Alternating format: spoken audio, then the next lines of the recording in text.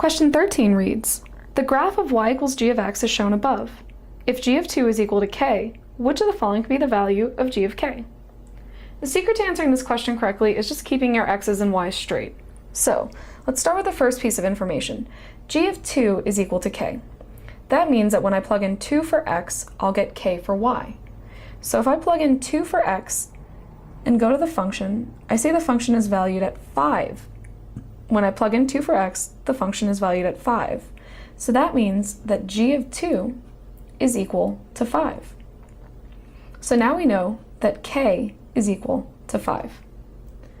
Moving on, we want to know what is the value of g of k.